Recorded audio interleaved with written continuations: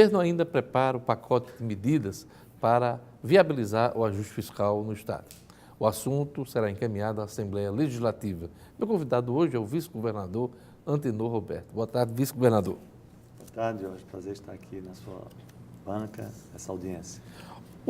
A área econômica do governo tem se reunido com os servidores e ainda não apresentou um calendário de pagamentos para os atrasados. O governo tem sido pressionado muito, já é até decisão na Justiça, na comarca de Currais Novos, pedindo aí o pagamento desses atrasados em ordem cronológica. Qual é o ponto hoje? Em que ponto está essa discussão hoje? Eu acho que ainda vai levar um certo tempo para que os segmentos representativos da sociedade entendam a consequência de um Estado que decreta calamidade pública com natureza financeira, como foi o caso do Rio Grande do Norte. Porque isso envolve compreender que nós não estamos vivendo em condições normais no que tange às finanças públicas. Então, dizer assim, pague o atrasado, uma parcela que não recebeu o 13º de 2017, 2018 e 2 meses, novembro e dezembro de 2018. É uma ordem, pague, mas paga-se com o quê? Se o Estado não tem capacidade de, a exemplo do Tesouro da União, por exemplo, emitir moeda. Ele só pode enfrentar as despesas com as suas receitas. E mesmo hoje, os que acionam o Estado através dessa articulação, tentaram aqui em Natal, não lograram êxito, foram para uma comarca do interior, por sinal, minha cidade, Currais Novos. Segunda vara da comarca de Currais Novos, juiz Marcos Diniz Pereira. Essa tentativa de fazer você pagar os atrasados com a receita própria corrente contradiz os seus autores, porque eu me lembro que o então vice-governador deve ter dito nessa sua bancada aqui do jornal muitas vezes que o déficit mensal estrutural do Rio Grande do Norte era da ordem de 120 milhões mês. E ele até levantava uma série de medidas que ele achava que devia ser tomadas. Ou seja, então, como é que um Estado que tem um déficit estrutural de 120 milhões mês conseguiria, além de fazer o que nós estamos fazendo? Nós pagamos em janeiro, estamos começando o pagamento em fevereiro para concluir dia 28. Então, como é possível com essa receita do mês, você, além de enfrentar as despesas do mês, que nós já estamos também com despesas combustível, medicamento, as despesas ordinárias de custeio do mês, em algumas áreas fundamentais que o serviço essencial não pode parar, que são hospitais, penitenciários, para citar algumas escolas. Então, como é possível você ir pagar 13º de 2017, 2018 e 2 meses? É lógico que nós temos que buscar fontes extraordinárias, que por mais que a gente venha crescendo a receita mensalmente, ela é insuficiente. Daí nós podemos conversar um pouco mais sobre essa lei de crescimento sustentável que nós estamos enviando para a Assembleia Legislativa. O senhor fez uma referência ao antecessor da sua função, o vice-governador Fábio Dantas. O senhor acha que há uma articulação já em curso para desestabilizar politicamente a nova gestão? Eu acho que a oposição faz parte do processo. Não me cabe julgar o mérito de como eles estão usando os mecanismos que eles estão se valendo. Nós estamos muito tranquilos, até porque eu, como convivi com o próprio ex-vice-governador, e ele deu grandes demonstrações disso, de estudar as finanças do Rio Grande do Norte, ele sempre mostrava, o déficit é estrutural. Então, não é um déficit de conjuntura que você elimina com medidas dentro de 2, 3 meses. Tem que mudar o sistema. Tem que mudar a estrutura fiscal do Estado, e daí a gente está mandando esse projeto de lei que a gente chama Lei de Crescimento Sustentável, isso leva muito tempo, porque você tem que ter vários exercícios para você trazer as despesas para dentro das receitas. Então, isso envolve você relacionar o crescimento das despesas ao crescimento e do desempenho da economia. Portanto, haverá um momento em que você não vai poder expandir nada da sua despesa. E haverá um momento mais na frente, quando nós voltarmos a ter um crescimento mais largo, que você vai poder, então, expandir as suas despesas.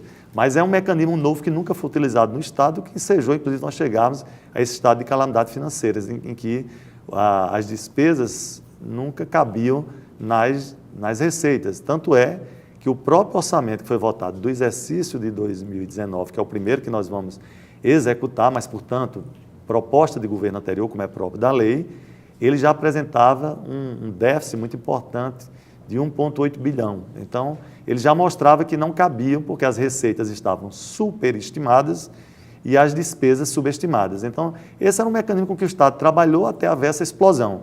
Cabe a nós, que assumimos a responsabilidade de governar o Rio Grande do Norte nos próximos 4 anos, propor à sociedade e dizendo a verdade a ela que um novo mecanismo fiscal relacionando receita e despesa precisa ser estabelecido e pactuado, inclusive com todos os poderes, como a gente chama o regime novo de solidariedade. Quando a lei de crescimento sustentável será encaminhada à Assembleia Legislativa? Na semana passada, a governadora leu sua mensagem, a primeira mensagem de governo, e apenas adiantou a questão dos royalties. Quando? Exatamente. Os royalties foi pedido o regime de urgência, vai também a autorização de remanejamento orçamentário, que é, digamos, coadjuvante ao próprio pedido de antecipação dessa receita de royalties, e nós estamos preparando agora o novo conjunto de medidas que vai ser capitaneado por essa lei de crescimento sustentável, um pequeno ajuste administrativo que a gente vai precisar fazer, porque nós, durante muito tempo, o Estado conviveu com uma contradição, que é uma secretaria que cuida do sistema prisional, cuidar de políticas de mulher, igualdade racial, juventude. Então, a gente viu que essas políticas não têm visibilidade junto a uma secretaria com esse perfil. Sejuc, então, por exemplo, não vai tratar de presídios.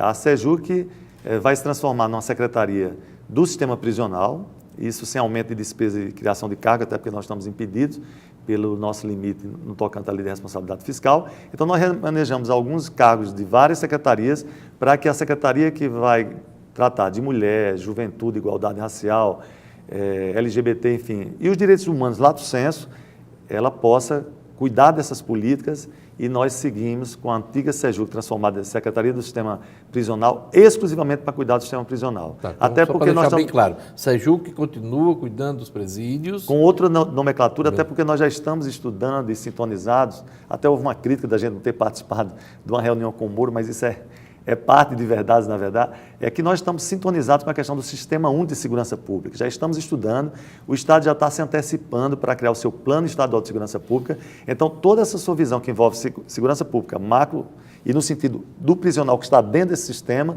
nós já estamos nos preparando a essa nova estrutura, que sem custo, mas dedicada exclusivamente para captar os recursos destinados ao sistema prisional no Brasil. Tá. É isso que nós vamos fazer. Aproveitando que você está falando do assunto, o Rio Grande do Norte não deveria ter sido representado nessa reunião com o ministro Sérgio Moro, que apresentou a lei anticrime. Na verdade, ali faltou um detalhe importante, porque nós tivemos representação da nossa bancada nessa reunião.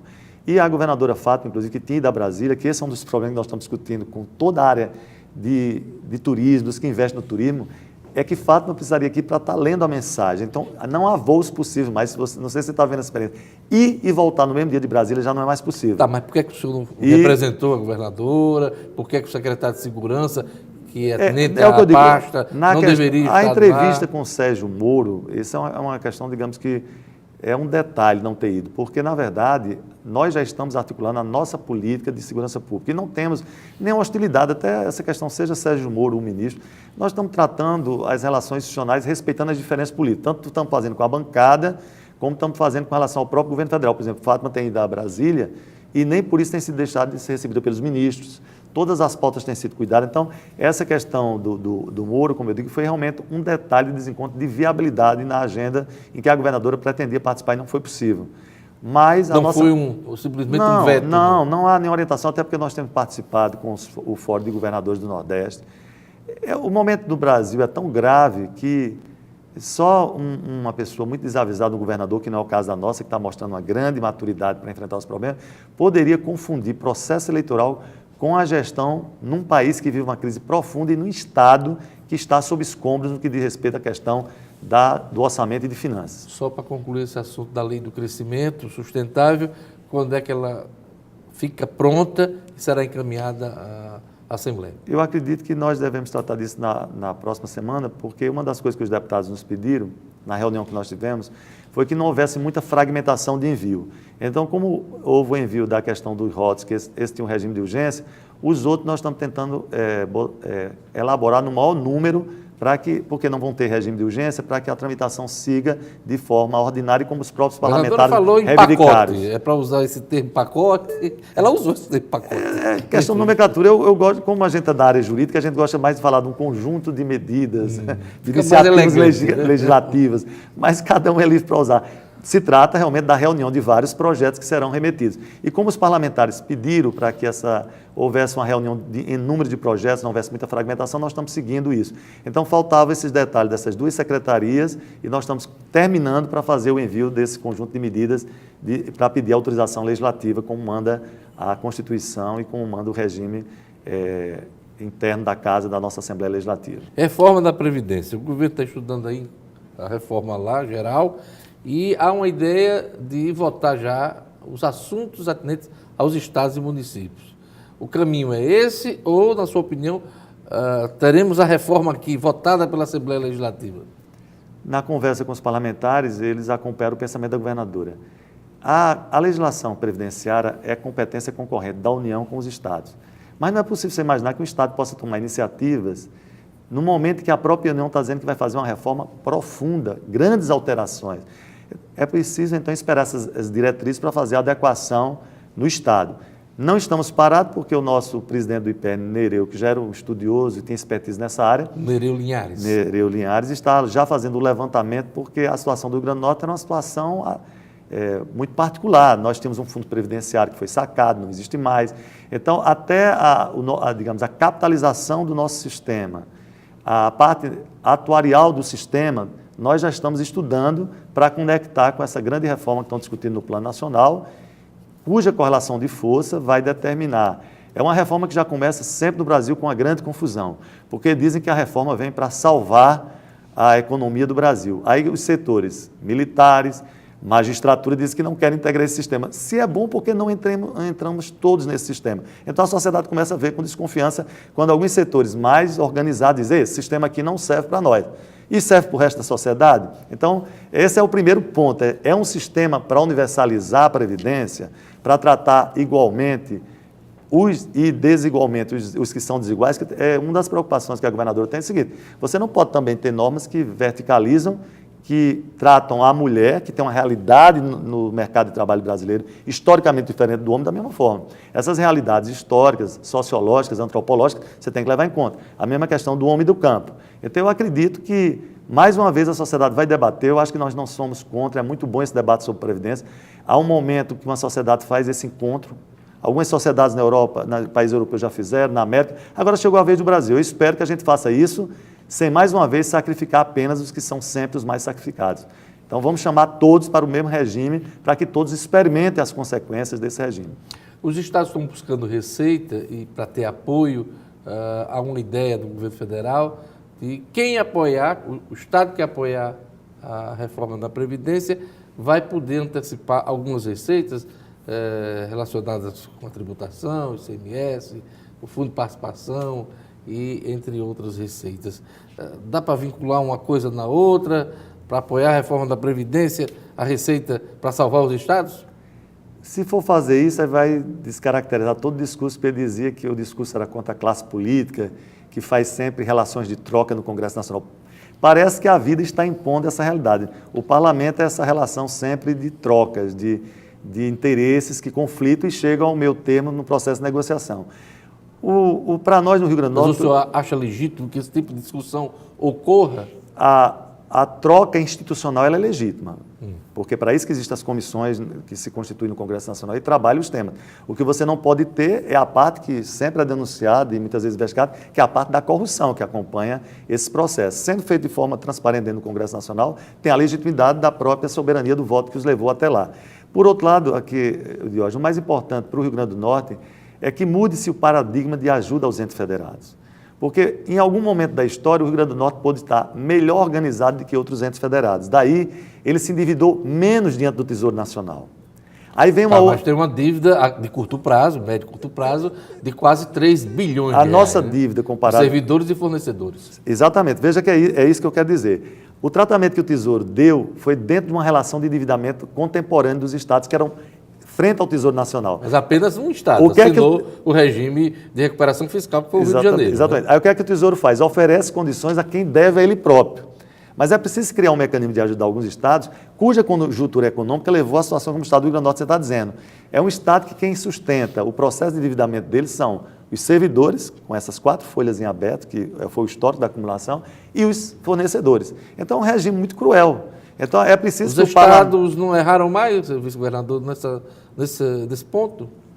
Se, Para chegar no se as endividamento? gestões erraram, mas há um momento que você não pode permanecer punindo o servidor eternamente do Estado do Rio Grande do Norte e punindo eternamente os fornecedores, até porque você precisa manter, e no que diz respeito aos serviços essenciais, não há condição de paralisia alguma. É preciso que os presídios continuem recebendo os insumos, a alimentação para os presos, é preciso que os hospitais recebam os insumos e que o abastecimento na parte de remédios, só para citar alguns exemplos. Além essa segurança que nós vivenciamos melhorando nesses últimos 40 dias, precisa de recursos na retaguarda, de área operacional, é combustível. Então, são essas medidas que precisam parar de penalizar os entes. Está na hora da União, sem separações políticos, partidários, entender que existe diferente perfil de dívida. E aí, nessa discussão, vendo que os estados vão pactuar, porque eu acho que não há nenhum estado dizendo, nós não vamos fazer reforma da Previdência. Os estados estão dizendo, estamos querendo conhecer as regras gerais para ver como nós podemos adaptar dentro da legislação concorrente que o ente federado tem, como nós podemos conectar a legislação estadual a essa legislação federal.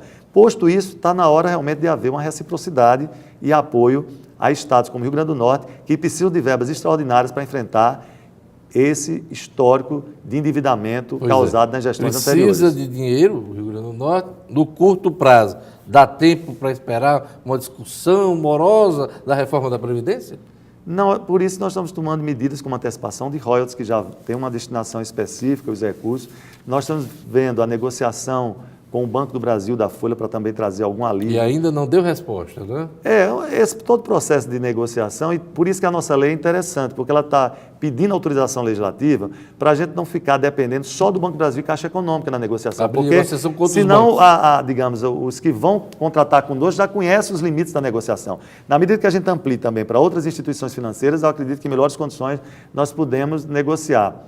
E, enfim, ainda tem a parte da exploração do petróleo, que é uma matéria que envolve, digamos, algumas discussões doutrinárias, algumas discussões políticas, há posições sobre o uso desse recurso, mas os governadores dos estados consideram o seguinte, se está perdida a batalha original no que diz respeito à questão onerosa do pré-sal, é preciso que a União não se aproprie de todo o resultado, embora ele esteja penalizando o modelo original pelo qual nós todos lutamos. Então, daí há uma reivindicação de compensação para estados e municípios na pauta, o que iria ajudar também, no médio prazo, o endividamento dos estados. É isso aí. Eu queria agradecer o vice-governador do Rio Grande do Norte, Antenor Roberto. Antenor, muito obrigado por sua presença aqui no nosso programa. Eu que agradeço essa oportunidade. Isso aí.